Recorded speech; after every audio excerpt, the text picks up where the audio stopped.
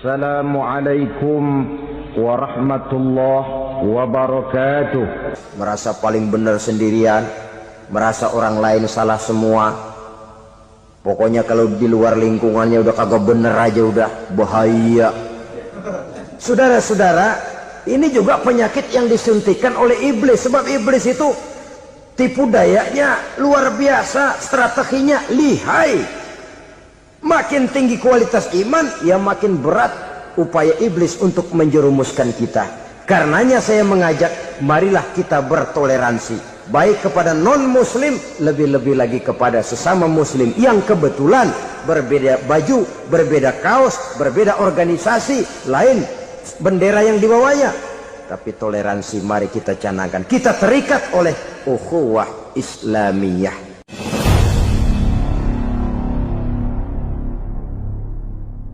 Maksud utama daripada diutusnya Rasulullah sallallahu alaihi wasallam ke alam ini tidak lain adalah untuk memperbaiki akhlak manusia. 14 abad yang lalu, dari sebuah kota kecil yang tidak ada dalam peta, lahir satu proyek raksasa, proyek memperbaiki akhlak manusia. Di tengah-tengah dunia pada ketika itu, Eropa masih biadab, Afrika belum dikenal orang, Asia sungguh sangat terbelakang, dan semenanjung Arabia dari berbagai aspek kehidupannya dikenal sebagai masyarakat jahiliyah. 13 tahun pertama dari perjuangan selama periode Mekah, apa yang dilakukan oleh baginda Rasul tidak lain adalah memperbaiki akhlak manusia kepada Allah Subhanahu wa ta'ala dengan menanamkan roh, jiwa dan semangat tauhid. Kita tahu bahwa masyarakat jahiliyah menyembah batu, menyembah patung, menyembah berhala yang mereka buat sesuai dengan kekayaannya masing-masing. 360 berhala di sekeliling Ka'bah merupakan bukti nyata dari sesembahan mereka. Yang kaya membuat berhala dari emas lalu disembah, yang setengah kaya bikin patung dari perak lalu disembah, yang hampir miskin bikin Tuhan dari kayu lalu disembah, yang miskin benar tepung terigu diadonin lalu dibentuk seperti wujud seseorang, kemudian disembah, dan apabila selesai nyembah perutnya terasa lapar, Tuhannya habis dipretelin. Sepanjang sejarah kemanusiaan cuma masyarakat jahiliyah saja yang sampai makan Tuhan. Sesadis-sadisnya bangsa Indonesia belum pernah sampai makan Tuhan. Maka menghadapi manusia seperti ini, yang pertama dilaksanakan oleh Rasul memperbaiki akhlak mereka kepada Allah, menanamkan la ilaha illallah, bahwa tidak ada Tuhan yang perlu disembah selain daripada Allah Subhanahu wa ta'ala. Ini hakikatnya merupakan inti daripada ajaran Rasul-Rasul terdahulu. Kenapa? Seluruh Rasul bersumber dari satu sumber yang sama, yaitu dari Allah Subhanahu wa ta'ala. Maka prinsip ajaran ketuhanan yang mereka bawa tentu saja sama. Nabi Adam mengajarkan la ilaha illallah, Nabi Nuh mengajarkan la ilaha illallah, cuma tentu sambungannya Nuh Rasulullah. Nabi Ibrahim mengajarkan la ilaha illallah, Ibrahim Rasulullah. Nabi Musa mengajarkan la ilaha illallah, Musa Rasulullah. Bahkan Nabi Isa mengajarkan la ilaha illallah, Isa Rasulullah. Dan Nabi Muhammad mengajarkan la ilaha illallah, Muhammadur Rasulullah. Akhlak manusia kepada Allah dengan menanamkan tauhid. Jadi kalau ingin berakhlak yang benar kepada Allah, jaga tauhid, pegang teguh akidah. Saudara-saudara kaum muslimin rahimakumullah, lawan daripada tauhid adalah kufur. Kufur bisa dua, bisa kufur iman, bisa kufur nikmat. Kufur itu sifatnya, kafir itu orangnya. Ada orang kufur iman, dan ini merusak akhlak kepada Allah Subhanahu wa ta'ala. Kufur iman itu kadang-kadang bentuknya syirik, orangnya disebut musyrik. Kufur iman itu kadang-kadang bentuknya nifaq, orangnya disebut munafik. Kufur iman itu kadang-kadang bentuknya riddah, orangnya disebut murtad. Ini merupakan jenis daripada kufur-kufur iman dan tergelincirnya manusia daripada akhlak kepada Allah Subhanahu wa ta'ala. Benar, di zaman sekarang kita tidak menyembah berhala. Memang di zaman sekarang kita tidak menyembah patung. Iya, kita tidak berkeyakinan Tuhan lebih dari satu. Tapi kadang-kadang akhlak kita kepada Allah sering lentur dan luntur, sering bergoyang dan tergoncang, sering kena erosi dan polusi. Bahwa kita tidak menyembah Latta, Uzza, Manat dan Hubal seperti masyarakat jahiliyah dahulu, memang. Tapi Latta zaman sekarang, Uzza zaman sekarang, Manat dan Hubal di zaman sekarang, berhala-berhala di abad kita sekarang ini, kadang-kadang bernama harta, kadang-kadang bernama wanita, kadang-kadang bernama tahta, mungkin juga bernama Toyota. Sesuatu yang lebih kita agungkan daripada Allah, menjelmalah dia menjadi berhala-berhala di zaman kita sekarang ini. Manakala kita di kantor sudah lebih takut kepada kepala bagian kita daripada kepada Allah, maka Tuhan kita barangkali adalah kepala bagian kita. Manakala kita sudah lebih takut kepada manusia daripada kepada Allah, bergeserlah akhlak kita kepada Allah, mengagungkan manusia dan menomorduakan Allah. Maka di zaman sekarang akhlak kita kepada Allah sering kena erosi, sering kena polusi.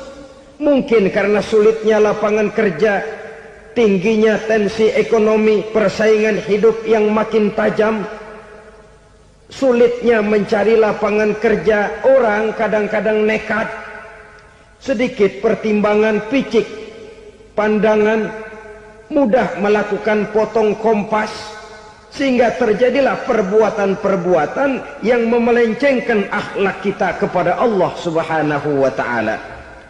Kadang-kadang terjebak mempercayai selain daripada Allah. Kadang-kadang terjebak di dalam mengagungkan yang selain daripada Allah lebih dari yang seharusnya.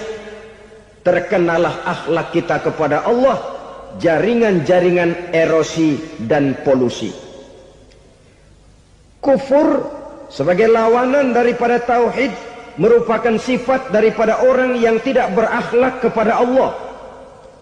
Bentuknya pertama bisa syirik. Syirik itu artinya meyakini ada Tuhan lain selain daripada Allah. Itu yang namanya syirik. Jadi percaya Tuhan ada, cuman Tuhannya kelebihan. Itu yang disebut syirik, dan itu merupakan cerminan dari akhlak yang rusak kepada Allah Subhanahu wa ta'ala.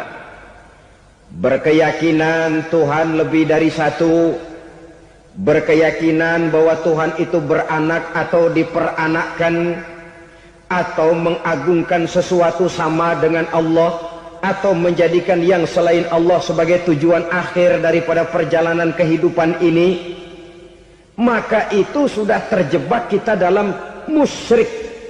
Dan syirik satu dosa yang tidak berampun. Bahasa kasarnya, yang namanya syirik itu jenis bapak moyangnya dosa. Saudara-saudara, sebab itu saya pesan, kalau memang terpaksa, biasanya yang tinggal di kota-kota besar itu kalau tidak kepengen dosa kan susah.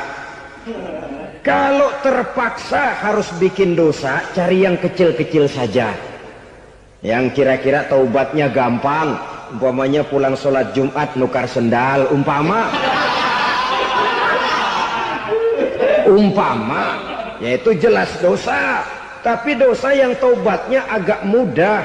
Jangan sampai terjebak ke dalam syirik, menyekutukan Allah.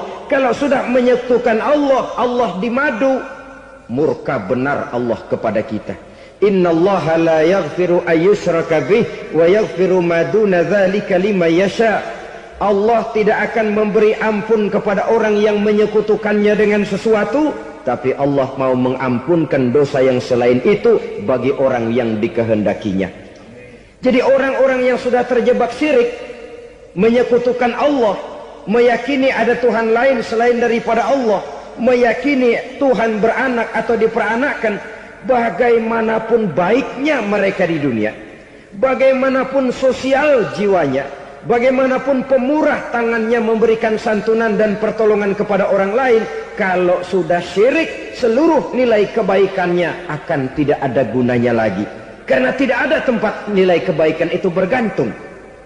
Sedangkan kita berbuat baik agar diterima oleh Allah. Kalau Allahnya marah kepada kita, siapa yang akan menerima nilai kebaikan itu sendiri? Ini bentuk yang pertama. Yang nyata-nyata menyembah berhala, syirik. Yang nyata-nyata beriktikad Tuhan lebih dari satu, syirik. Atau yang tersamar. Yang tersamar itu yang sering jadi penyakit kita. Saya sejak ada perkutut ini di rumah, perkutut. Saudara-saudara, yang merusak akhlak kepada Allah, yang merusak tauhid setelah syirik, bisa juga berbentuk nifak. Nifak itu sifatnya, orang yang punya sifat nifak disebut munafik. Asal katanya dari nafakun. Nafakun itu satu lubang yang punya dua muka, seperti goa, ada tempat masuk, ada tempat keluar. Maka munafik orang yang punya dua muka. Kalau bahasa kita, pandai bermain minyak di atas air. Manis jika berhadapan, balik belakang lain bicara. Sehingga apa yang dinamakan nifak, kata Imam Ali Al-Jurjani dalam kitab ta'rifatnya, izharul imanu bil lisan wa kitmanul kufri bil qalbi. Menyatakan, menampakkan iman dengan lidahnya, tapi menyembunyikan kekafiran dalam hatinya. Dengan kata lain, lidahnya mah iman, hatinya mah kafir. Padahal hati itu yang dilihat, padahal hati itu yang dinilai. Kenapa lidahnya mengaku iman? Ya mungkin karena kepepet, mungkin karena kepentingan, mungkin karena ingin mencari kelemahan orang, lalu dia pura-pura beriman, tapi sesungguhnya hatinya kufur. Ini merupakan penyakit munafik. Dan terus terang, menghadapi orang munafik jauh lebih berat daripada menghadapi orang kafir. Kenapa? Munafik ini kan musuh dalam selimut. Mau dibilang musuh nyata-nyata, apalagi di zaman Rasul ya, ketika periode Madinah, berat sekali menghadapi orang munafik. Mau dibilang kafir, kalau ketemu assalamualaikumnya medok juga. Mau dibilang mukmin, di belakang ngegerundel, nyari-nyari penyakit, nyari-nyari lantaran, mencari-cari gara-gara. Kalau kafir jelas kafirnya, kalau musyrik jelas musyriknya, tapi munafik, di depan kita dia mengaku beriman, di belakang kita dia caci maki kita. Maka demikian rupa watak orang munafik, Allah benci betul. Sampai dalam Quran orang munafik itu divonis innal munafiqin fid darkil asfal minan nar. Orang-orang munafik di dasar jurang neraka yang paling bawah, keraknya neraka. Saudara-saudara kaum muslimin rahimakumullah, sebab munafik sangat berbahaya, membahayakan umat, membahayakan agama. Di depan kita mereka ngaku pura-pura beriman, kalau pidato luar biasa, memuji agama setinggi langit, menampakkan seolah-olah dia orang yang dekat dengan agama. Saudara-saudara, agama penting, agama mutlak, Tapi yang ngomong begitu agamanya apa, remeng-remeng. Cuma sekedar lipstick, cuma sekedar dekorasi, cuma sekedar kamuflase buat ngibuli orang lain.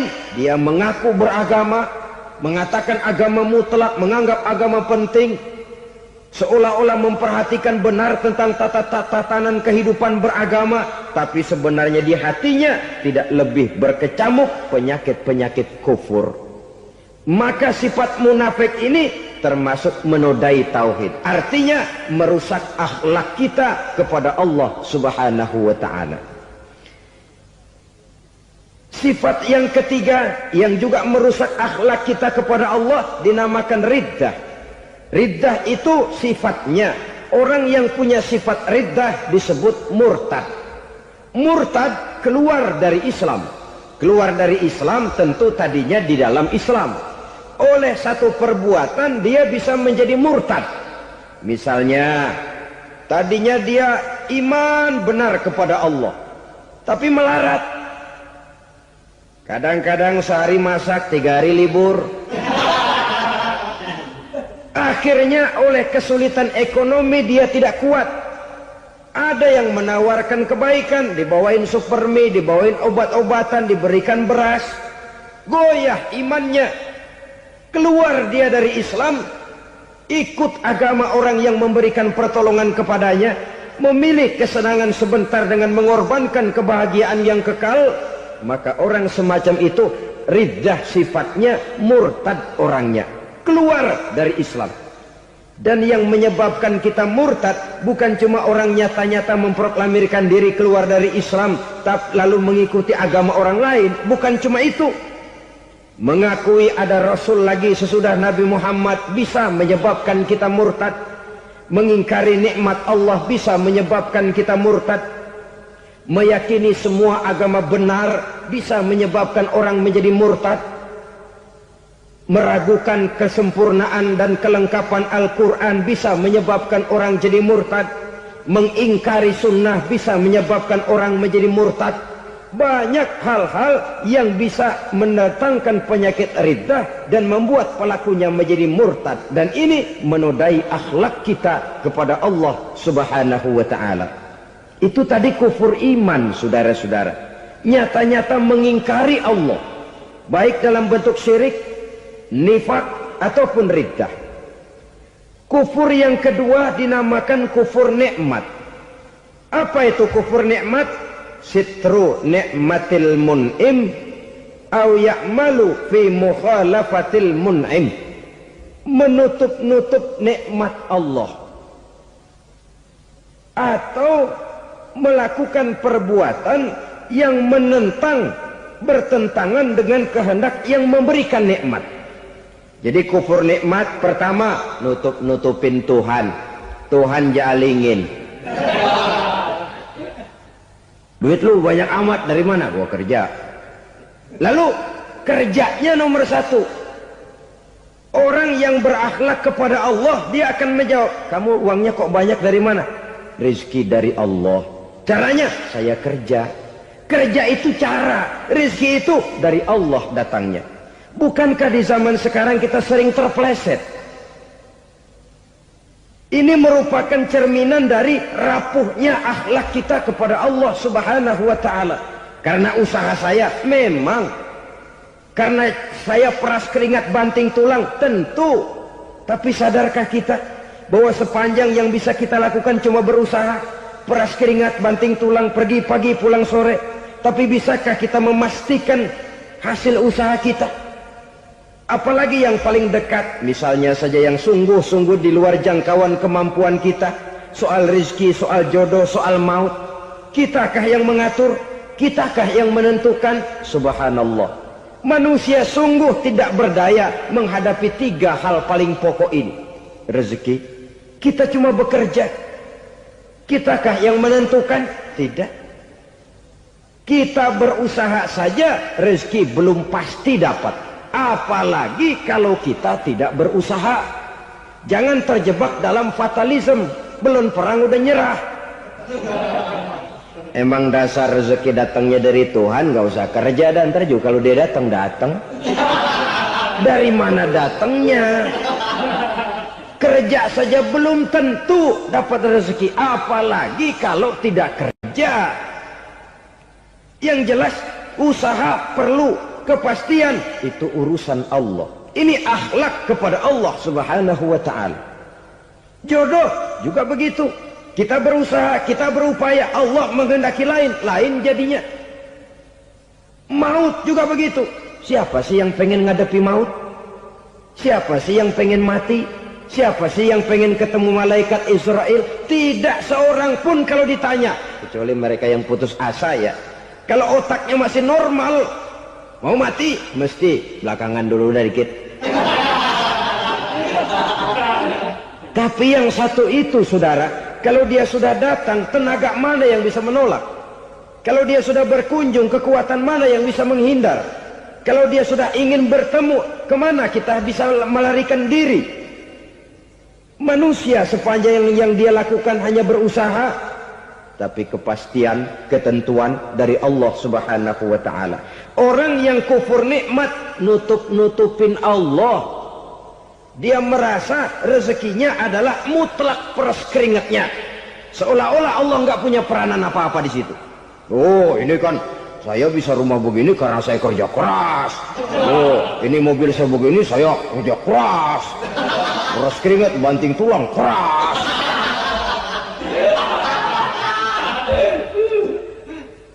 Saudara-saudara kaum muslimin rahimahkumullah. Jadi menutup-nutupi Allah. Akibatnya nanti kalau dia berhasil, Allah ketutupan. Kalau dia gagal, orang lain dicaci maki, dicari kambing hitam. Yang kambing hitam kan mahal. Karena orang sering cari-cari kambing hitam. Jarang orang mau jujur kalau bertemu kesulitan lalu mencari sebab pada dirinya sendiri. Yang paling enak ya nyalain orang. Lo begitu. Orang lain yang paling enak kita salahin.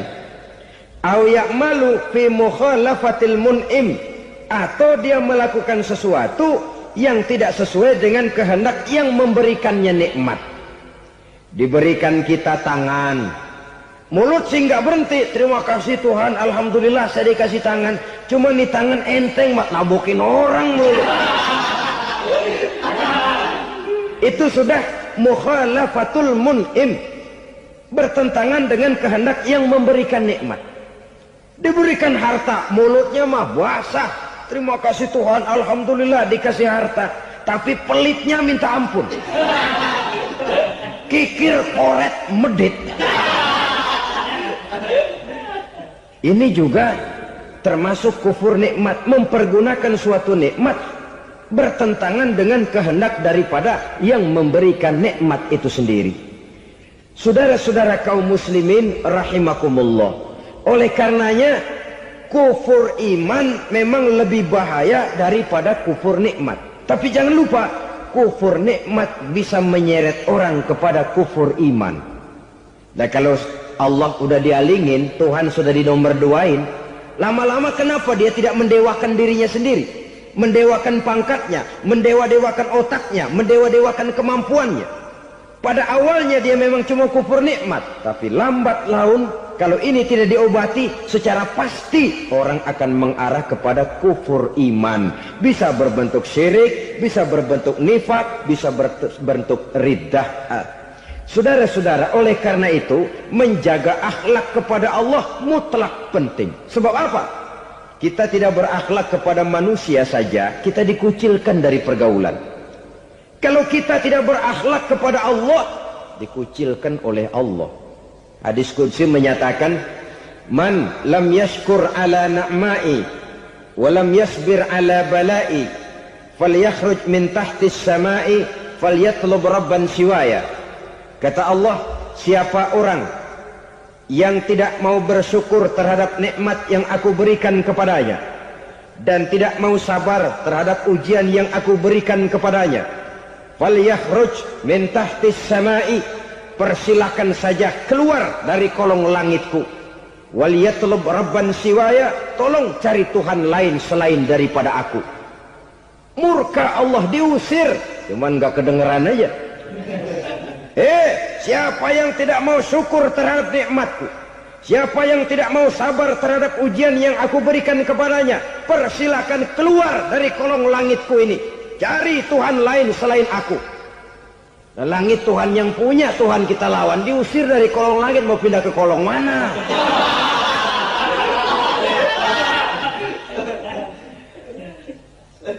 Jadi jangan merasa kufur nikmat kan enteng. Iya, kelihatannya begitu, tidak sebahaya kufur iman. Tapi kufur nikmat ini merupakan anak tangga yang kalau kita sudah mulai naik, kita akan naik terus sampai kepada tingkat di mana kita mengalami kufur iman. Kalau sudah ke sana, maka akhlak kita kepada Allah terkenalah erosi, terkena polusi, hancur akhlak kepada Allah, dan itulah sumber kesengsaraan abadi. Kalau cuma kita tidak berakhlak kepada manusia, barangkali resikonya cuma kehidupan di dunia ini. Mungkin juga ada kehidupan akhirat. Tapi kalau sudah tidak berakhlak kepada Allah, dunia akhirat kita rugi dan celaka. Maka pada kesempatan ini saya mengajak, marilah jaga baik-baik akhlak kita kepada Allah. Satu kali kita bertauhid, sampai mati kita bertauhid. Satu kali la ilaha illallah, jangan tergelincir lagi kita keluar daripada kalimat itu. Satu kali kita bertuhankan Allah, jangan bertuhan yang lain selain daripada Allah. Jangan sekutukan Allah, jangan samakan Allah dengan sesuatu, jangan mengangkat yang lain sama agungnya dengan Allah. Sebab dengan demikian kita seolah-olah sudah mengotori akhlak kita kepada Allah Subhanahu wa ta'ala. Ini berat, saudara-saudara. Ini tidak ringan. Kadang-kadang saya katakan tadi, masalah ekonomi, kadang-kadang persaingan hidup yang makin tajam, di tengah lapangan kerja yang makin sulit, di tengah orang banyak potong kompas. Kalau berpatokan kepada nilai tauhid, la ilaha illallah, tidak ada Tuhan selain Allah, maka saya tidak akan takut kecuali hanya kepada Allah. Saya tidak akan menggantungkan hidup kecuali hanya kepada Allah. Saya tidak akan minta rezeki kecuali hanya kepada Allah. Kadang-kadang situasi yang nekat membuat kita kehilangan keseimbangan, kehilangan pertimbangan, picik pandangan. Akibatnya kita merusak akhlak kepada Allah Subhanahu wa ta'ala. Ironinya kan orang sekarang kalau ditanya, lu nyolong ya? Iya. Kok berani? Emang. Lu nggak tahu Tuhan lihat? Tahu. Kok nyolong juga? Biarin. Kalau Tuhan mah lihat, jangan kagak ribut. Enggak ribut katanya. Kalau orang lihat, 2 orang saja tahu, geger kelurahan. Ini kan sudah mendustai dirinya sendiri, sudah merusak akhlaknya kepada Allah Subhanahu wa ta'ala. Tuhan enggak ribut katanya. Saudara hadirin yang saya hormati, jadi oleh karenanya akhlak kita kepada Allah merupakan basis daripada kehidupan beragama. Kalau itu sudah mulai rapuh, mulai terkena erosi dan polusi, mulai rusak, dikhawatirkan nanti nilai ibadah kita kepada Allah juga akan turut ambruk karenanya. Saudara-saudara kaum muslimin rahimakumullah, tugas yang kedua memperbaiki akhlak manusia kepada sesama manusia. Kita tahu Islam sesuai dengan namanya adalah agama damai. Maka akhlak manusia kepada sesama manusia menempati porsi yang penting dalam kehidupan beragama. Bagaimana seorang muslim bergaul, bertata krama terhadap sesama manusia. Mari kita lihat lebih jauh persoalannya. Untuk memudahkan pembicaraan dari kacamata agama, kita kelompokkan saja manusia itu dalam 2. Pertama yang seiman dan yang kedua yang tidak seiman. Yang tidak seiman itu kita sebut saja kufur atau kafir. Nah, kepada yang kafir pun kita diajarkan untuk berakhlak. Apalagi kepada yang memang nyata-nyata seiman, sekeyakinan, seakidah. Kemanapun Islam datang, ke negara manapun ia masuk, ia tidak menaburkan kerusakan. Jadi tidak benar kalau orang pernah itu menggambarkan saking sentimennya seorang orientalis pernah menggambarkan Nabi Muhammad di tangan kirinya Quran, di tangan kanannya pedang, menggambarkan seolah-olah Islam dikembangkan dengan kekerasan. Sebenarnya tidak sama sekali. Kalaupun dalam sejarah perkembangan Islam pernah terjadi perang, maka perang dalam Islam sesungguhnya apabila kita amati sejarahnya bukan untuk memaksakan agama, karena memang agama tidak bisa dipaksakan, tetapi justru untuk mempertahankan agama dari segala macam hambatan, rintangan, hinaan dan fitnahan. Tapi kemanapun yang jelas Islam masuk, dia tidak pernah membuat kekacauan, kerusuhan ataupun penghancuran. Candi Prambanan bahkan dipugar, gereja-gereja tidak ada yang dihancurkan oleh umat Islam. Kenapa? Islam agama damai. Soal agama, soal lakum dinukum waliyadin, la ikraha fid din, qad tabayyana ar-rusdu minal ghayy. Tidak ada paksaan dalam beragama, sebab nyata yang benar dengan yang tidak benar. Belum pernah ada orang kafir masuk ke perkampungan orang Islam lalu dikejar-kejar, diteriakin kafir, kafir, sunatin.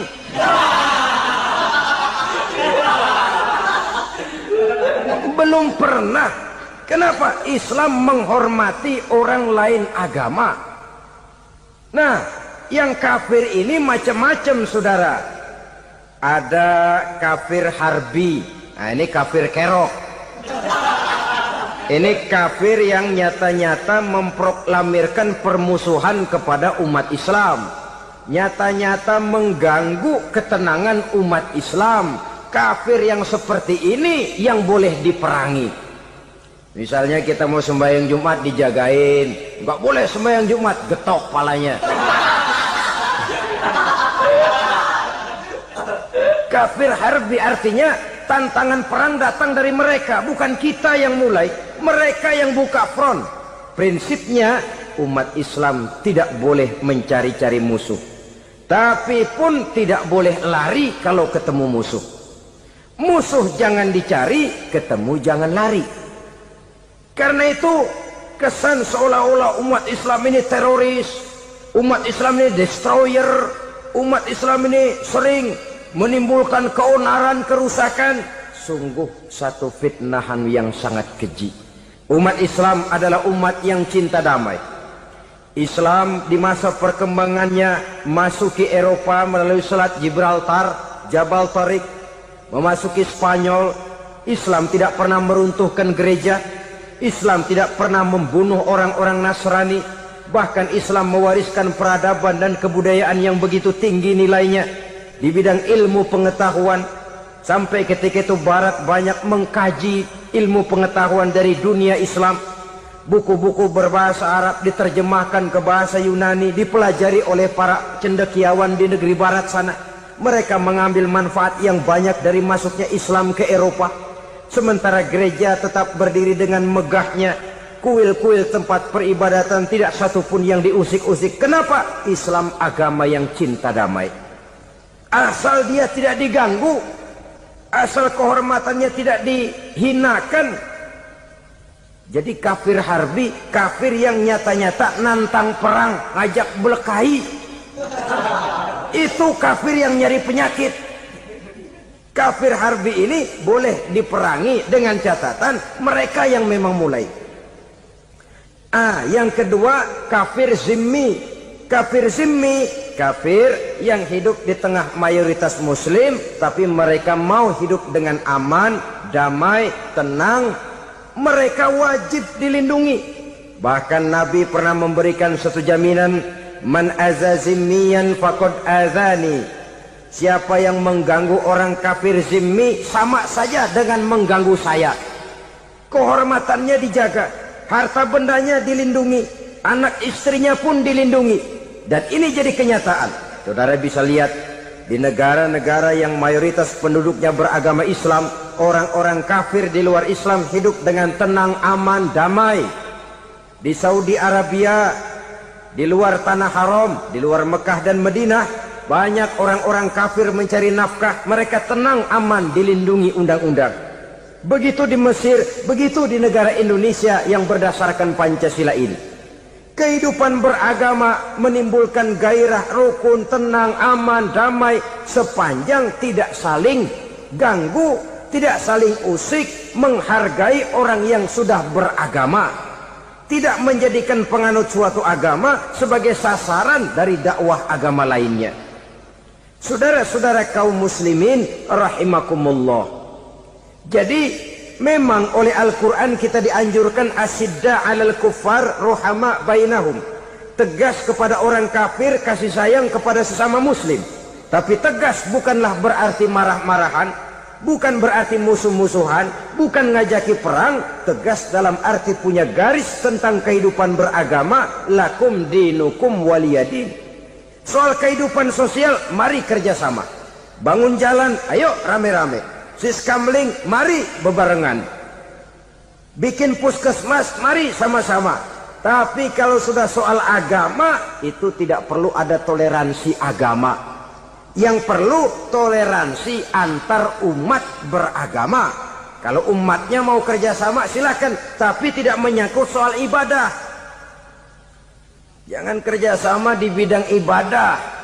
Itu kerjasama yang salah pasang, saudara-saudara. Sehingga dengan demikian toleransi adalah menyangkut kehidupan antar umat beragama.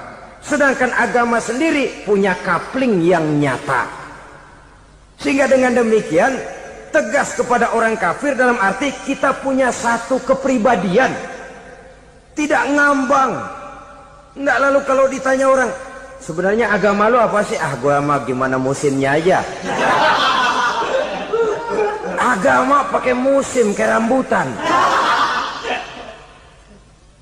Akhirnya ya begitu, musim-musiman. Ke masjid kelihatan, ke gereja hayo, ke candi nongol, ke apa? Bingung malaikat bagaimana nyatetnya nih bocah ini. Di mana aja ada. Kita punya satu kepribadian. Saya muslim dan garis saya ini, lakum dinukum waliyadin. Bagi Tuhan persilakan agama Tuhan, bagi kami agama kami. Kami hormati Tuhan, Tuhan hormat kepada kami. Tapi soal agama, kaplingnya jelas. Kerjasama, mari urusan muamalah, bidang sosial. Yuk kita siskamling sama-sama dengan orang lain agama. Mari jaga kerukunan, kesatuan, persatuan, kekompakan. Perbaiki jalan yang rusak, mari sama-sama. Mendandani jembatan yang runtuh, mari sama-sama. Tapi sembahyang, kaplingnya lain-lain. Sebab Nabi juga dulu pernah ditawarkan begitu loh sama kafir jahiliyah dulu, Quraisy itu. Sudah Muhammad, sekarang begini saja, kita join aja daripada marah-marahan. Hari ini saya oke menyembah Tuhanmu Allah, besok gantian kamu menyembah Tuhan kita Latta, Uzza, Manat dan Hubal. Turun, qul ya ayyuhal kafirun la a'budu ma ta'budun. Soal ibadah kaplingnya jelas, tidak boleh dicampur adukkan. Sebab kalau tidak, kita akan mulai kehilangan identitas diri. Dan disitulah krisis kehidupan keyakinan beragama dimulai. Dari krisis identitas. Hujan gede kan mulainya gerimis dulu. Di mana-mana ya gerimis dulu. Gerimis makin lama makin gede. Kita akan mulai dengan kehilangan identitas diri. Dari sana nanti kita malu mengakui keislaman kita. Kalau orang Islam malu mengakui keislamannya, ini kan ironi, menyedihkan. Ngakui Islamnya saja malu, menonjolkan keislamannya malu, tidak ada rasa bangga beragama. Padahal ini modal dasar. Hanyalah dengan rasa bangga beragama kita lalu konsekuen. Bangga yang tidak konsekuen, wah pokoknya kan gua kan Islam, agama yang paling benar. Tapi hidupnya sendiri jauh dari tuntunan Islam. Itu bangga yang tidak beralasan, bangga yang tidak perlu dibanggakan sebenarnya. Kebanggaan yang membuat kita konsekuen dan dekat dengan kehidupan beragama. Jadi dengan demikian saudara-saudara, kepada non-muslim kita juga harus berakhlak. Bukankah ini sudah dicontohkan oleh Rasul? Bagaimana beliau disambiti orang di Taif, yang menyambiti malah didoakan. Bagaimana Suraqah mau membunuh beliau, malah Suraqah didoakan. Bagaimana Abu Jahal dan Abu Lahab saking mangkalnya. Ini Abu Jahal pernah gali lubang di kamarnya sendiri, di depan tempat tidurnya. Setelah dia gali lubang, ditutupin pakai keraras korma. Lalu dia tarik selimut, belagak meriang. Dia pesan pesuruhnya, bilangin Muhammad encangnya meriang. Pamannya sakit, minta ditengokin. Nabi dengan segala husnuzonnya berangkat nengokin. Abu Jahal dari balik selimut ngintip. Itu dia Muhammad, itu dia tuh. Dia tuh, masuk Dani, masuk. Mulai di jalan, senang Abu Jahal. Terus dah. Begitu ke pelosok, masuk ke lubang, gue pendem terus dah. Memang niatnya mau mencelakakan Nabi. Sudah tinggal beberapa langkah lagi Nabi akan berjalan ke arah lubang itu. Malaikat Jibril ngasih tahu, Muhammad, Abu Jahal pamanmu cuma pura-pura sakit. Di depan tempat tidur itu ada lubang sudah dia gali untuk menjerumuskan kamu. Sudah, balik pulang. Balik badan Nabi. Sudah hampir mau melangkah, kakinya malah muter pulang. Abu Jahal yang ngelihat Nabi sudah hampir jatuh nggak jadi, balik pulang. Lupa kalau lagi sakit. Udah Muhammad buruan sini. Nabi ke pintu, dia kejar. Dia lupa sama lubang yang dia gali. Begitu dia kejar, dia yang ke pelosok masuk ke dalamnya. Sejak saat itu ada pepatah, man hafara hufratan waqa'a fiha. Siapa yang suka nggali lubang, dia sendiri bakal terpelosok ke dalamnya. Jatuh dia ke lubang yang dia gali. Padahal ya paling banter 2 atau 3 meter paling dalam. Dari dalam lubang itu dia teriak-teriak, Muhammad, tolongin, pamanmu kecebur. Kasih tahu Muhammad, kasih tahu. Datang lagi lah pesuruhnya, Muhammad, pamanmu Abu Jahal kecebur, minta tolong diangkatin. Sudah diulur tambang, habis sambung lagi nggak bisa sampai. Masa iya cuma kamu yang bisa nolong? Apa yang dilakukan Nabi? Balik mau nolongin. Akhlak. Kita kalau ada orang gali lubang buat nyeburin kita, dia sendiri yang kecebur. Gorok gua kagalemin loh. Mati sekalian dah. Nabi mah enggak, balik nolongin tuh Abu Jahal. Kenapa paman kecebur? Iya Muhammad, tolong, tambang udah diulur-ulur, sambung nggak sampai. Aduh kasihan paman, nih pegang tangan saya. Nabi cuma ulurin tangan, nyampe dipegang oleh Abu Jahal. Diangkat ke atas, nyampe atas, apa kata Abu Jahal? Tambang bergulung-gulung nggak nyampe, kamu cuma pakai tangan doang kok bisa Muhammad, hebat banget sihirmu. Mukjizat dia bilang sihir, udah ditolongin nyelak lagi, kan yang enak kita injak palanya. Orang dulu bilang wah katanya nolongin anjing kejepit, udah selesai ditolongin malah yang nolong digigit. Saudara hadirin yang saya hormati, kepada orang-orang kafir kita harus berakhlak, menghormati mereka, tidak memaksakan satu keyakinan dalam batas-batas yang ditolerir oleh agama, yaitu pada masalah-masalah sosial dan muamalah. Itu kepada non-muslim, apalagi kepada sesama muslim. Baik akhlak kepada orang tua, akhlak kepada guru, akhlak kepada jiran atau tetangga, itu semua termasuk dalam akhlak kepada sesama manusia. Akhlak kita kepada orang tua, kadang-kadang kita orang timur ini ketularan orang barat. Engkongnya dianggap CS, salaman main kedet aja halokong, engkongnya bahalo dibengong. Saudara-saudara kaum muslimin rahimakumullah, akhlak yang tua kepada yang muda, akhlak yang muda kepada yang tua, kepada jiran dan tetangga, kepada sanak famili dan handai tolan, pendeknya kepada sesama muslim. Tetangga ada haknya, ada hak tetangga yang kalau kita berakhlak itu harus dipenuhi. Contoh kecil, kalau saya beli radio, itu saya dong boleh berpikir, ini radio saya beli pakai uang saya setel di rumah saya, sekeras-kerasnya ada apa sama orang lain?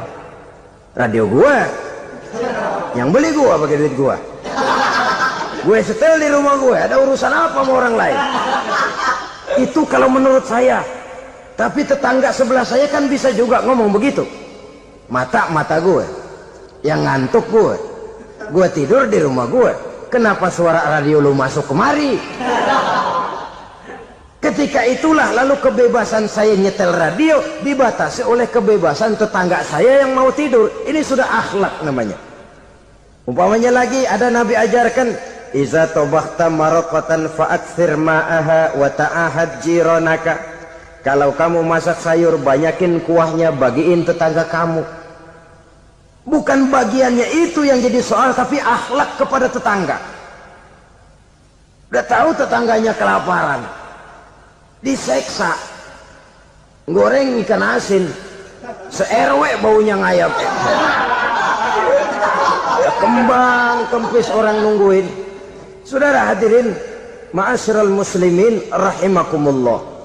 Jadi dengan demikian, kalau sudah kembali kepada orang-orang yang nilai imannya sama dengan kita, apapun organisasinya, apapun baju yang mereka pakai, kaos yang mereka pakai, jaket yang mereka pakai, kalau sudah seakidah, seiman, jaga akhlak kita. Pendapat boleh berbeda, kaos boleh tidak sama, jaket boleh beraneka warna, bendera boleh beragam-ragam, tapi ukhuwah Islamiyah ini utamakan. Adalah lebih baik mencari persamaan dalam kehidupan dan bukan memperbesar perbedaan. Hanyalah dengan mengembangkan nilai-nilai akhlak semacam ini, toleransi tidak hanya diperlukan kepada yang non-muslim, kepada sesama muslim pun toleransi. Artinya apa? Jangan memponis amalan orang lain. Yang usolli, yang tidak usolli, berjalanlah menurut keyakinannya masing-masing. Jangan lalu memponis, itu namanya nggak toleransi. Kamu nggak pakai usolli ya? Enggak. Brengsek. Kamu pakai usolli ya? Iya. Bid'ah. Nah, dua-duanya kagak yang benar. Kalau yang sembahyang kagak benar, bagaimana yang kagak sembahyang? Apa itu yang benar? Toleransi, setuju dengan perbedaan pendapat, jangan memponis amalan orang lain. Karena kita hanya beramal, hak menerima adalah Allah Subhanahu wa ta'ala. Jangan sebentar-bentar mencap bid'ah, dolalah, finnar, neraka. Kayaknya neraka kapling orang tuanya kali. Gampang bener masukin orang ke neraka. Kita kadang-kadang bisa toleransi dengan orang luar, tapi kepada sesama muslim toleransi tidak sanggup kita adakan. Mengklaim merasa kita yang benar, orang lain salah semua, itu tidak toleransi namanya. Mentang-mentang jadi ustadz, nih satu-satunya ustadz di sini ya, semuanya mesti ngaji kemari. Kalau nggak ngaji kemari Islamnya kurang tapi benar. Toleransi. Saudara-saudara kaum muslimin rahimakumullah, lapang dada menghargai orang yang berbeda pendapat, apalagi kalau perbedaan pendapat itu menyangkut hal-hal yang tidak prinsipil, menyangkut hal-hal yang sekunder dalam kehidupan beragama, menyangkut masalah-masalah yang dalam bahasa fikih disebut soal-soal furu'iyah. Tidak usah menyebabkan kita bersih tegang. Kepala sama hitam pendapat boleh berbeda dan halal. Bahkan Nabi mengatakan ikhtilafu ummati rahmatun. Perbedaan pendapat di kalangan umatku bahkan menjadi rahmah, sepanjang perbedaan pendapat itu diiringi dengan rasa toleransi. Tapi kalau sudah main baku hantam, main klaim, memponis orang lain, akhirnya timbullah keretakan. Jangan heran kadang-kadang satu masjid dua kelir. Ya soal kelir boleh kelar-kelir, boleh kelar-kelir, tapi kalau harus terlalu mencolok menyebabkan timbulnya keretakan, saya kira yang akan turun bukan lagi rahmah tapi bala. Bala akan menimpa kita, jatuh kita menjadi umat yang lemah. Oleh karena di antara kita sendiri, sesama kita tidak pandai bertoleransi, tidak lapang dada. Ada anak muda kelihatannya mau majuan dikit, yang tua curiga. Nih, kalau dia maju pasaran gua bangkrut dong nih. Lalu ditekan tuh anak ditekan melejit. Kadang-kadang yang tua maksudnya baik mau memelihara, yang muda salah terima. Kan tua kejemur. Dari dulu sampai sekarang gitu-gitu doang. Anak kemajuannya. Padahal yang tua barangkali maksudnya juga baik, mau memelihara. Sebenarnya kalau kita bisa mencoba mencari titik temu dengan alur komunikasi, tidak merasa diri yang paling benar, tapi toleransi, boyak menerima pendapat orang lain, setidaknya mau mendengar omongan orang. Yang susah kalau udah kena penyakit nggak mau ngerti omongan orang, nggak mau nerima pendapat orang. Kodok di kolong tempayan, cukeng kayu asem, asal ijo udah ijo aja ijo dah. Nggak ngerti omongan orang, yang kayak begini yang orang jadi kesandung. Oleh karena itu saudara-saudara, alangkah nikmatnya kehidupan ini apabila kita menyadari kita ini ummatan wahidah, satu umat yang satu, yang diikat dengan akidah.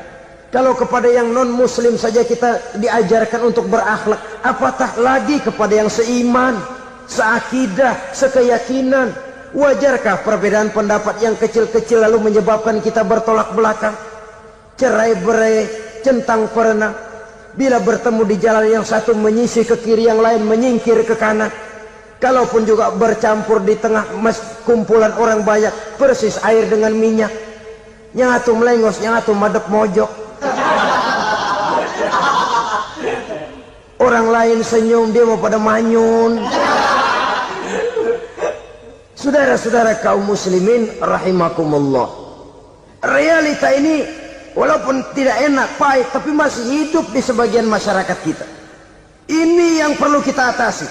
Soal toleransi kepada orang lain, sejarah sudah membuktikan. Mari kita jangan cuma bisa mengajak orang lain, umat lain untuk bertoleransi dengan kita, tapi kepada sesama kita. Toleransi ini perlu kita tegakkan, perlu kita bina, terutama di dalam kita menuju bentuk ideal daripada konsep ukhuwah Islamiyah ini, yang memang selalu kita akan cari bentuk-bentuk idealnya sejalan dengan perkembangan situasi dan kondisi yang dihadapi oleh umat. Perbedaan organisasi, perbedaan kepentingan organisasi tidak seharusnya menyebabkan kita merasa meremehkan orang lain dan mengangkat diri, mengklaim diri sebagai yang ter. Jadi dengan demikian, apabila yang pertama tadi akhlak kepada Allah dinamakan hablum minallah, maka yang kedua ini merupakan hablum minan nas. Jikalau baik akhlak kita kepada Allah, baik akhlak kita kepada manusia, nikmat rasanya menjalani kehidupan. Kadang-kadang orang akhlaknya kepada manusia baik, tapi kepada Allah tidak baik. Hormat sama yang tua, menyayangi yang muda, sama tetangga rukun, tapi sama Tuhan nggak mau sujud. Ini baik kepada manusia, tapi tidak berakhlak kepada Allah. Atau sebaliknya, sujudnya sama Allah mah tekun, bener, khusyuk, bahasanya juga fasih, luar biasa. Tapi sama manusia sombong, takabur, ujub, merasanya dia doang yang paling benar. Sebab iblis itu ya, itu kadang-kadang datang lewat hati, dan memang selalu markasnya di situ. Kalau dia tidak bisa menggoda kita dengan yang lain, dia tumbuhkan sifat ujub. Dia bisikin, wah memang di kampung ini yang paling banyak ibadahnya ente, yang lain mana, lihat tuh kerocok semua. Lalu di hati orang itu tertanam sifat iya ya. Nah, tatkala iya ya, dia sudah terkena serangan iblis. Akhirnya apa? Orang lain diremehin. Asalnya kagak mau sembahyang aja diajak salaman udah najis aja dah. Ketemu juga mukanya ditekuk 4. Akhirnya bukan ngajak malah ngenyek, ngina. Lah orang dihina makin jauh, makin tidak tersentuh. Bukan cara itu yang diajarkan oleh Rasul. Bahwa orang tidak mau sholat, tugas kita mengajak. Soal dia tidak sholat, ya itu dosa dia kepada Allah. Saudara-saudara kaum muslimin, ujub disuntikkan oleh iblis ke dalam hati kita. Sujudnya kepada Allah benar, tapi akhlaknya kepada sesama manusia. Merasa paling benar sendirian, merasa orang lain salah semua. Pokoknya kalau di luar lingkungannya udah kagak bener aja udah bahaya. Saudara-saudara, ini juga penyakit yang disuntikkan oleh iblis. Sebab iblis itu tipu dayanya luar biasa, strateginya lihai. Makin tinggi kualitas iman, ya makin berat upaya iblis untuk menjerumuskan kita. Karenanya saya mengajak, marilah kita bertoleransi. Baik kepada non-muslim, lebih-lebih lagi kepada sesama muslim yang kebetulan berbeda baju, berbeda kaos, berbeda organisasi, lain bendera yang dibawanya. Tapi toleransi mari kita canangkan. Kita terikat oleh ukhuwah Islamiyah. 2. Yang ketiga, akhlak manusia kepada makhluk Allah lainnya di luar manusia. Islam, saudara-saudara, dengan berakhlak kepada Allah, berakhlak kepada sesama manusia, berakhlak kepada makhluk Allah di luar manusia, baik flora maupun fauna, maka mudah-mudahan akan terciptalah satu ekosistem, satu lingkungan hidup yang membuat kita nikmat menjalani kehidupan ini. Inilah saja yang kita bicarakan pada pertemuan kali ini. Terima kasih atas segala perhatian, mohon maaf atas segala kekurangan. Marilah kita membina nilai-nilai akhlak walaupun berat tantangannya. Sungguh lebih baik rakyat rendah yang berakhlak tinggi daripada pejabat tinggi yang berakhlak rendah. Karena nilai manusia pada akhirnya ditentukan oleh akhlaknya itu. Mau sukses di masyarakat, mari kita utamakan akhlak. Usikum wa nafsi bitaqwallah. Wassalamualaikum warahmatullahi wabarakatuh.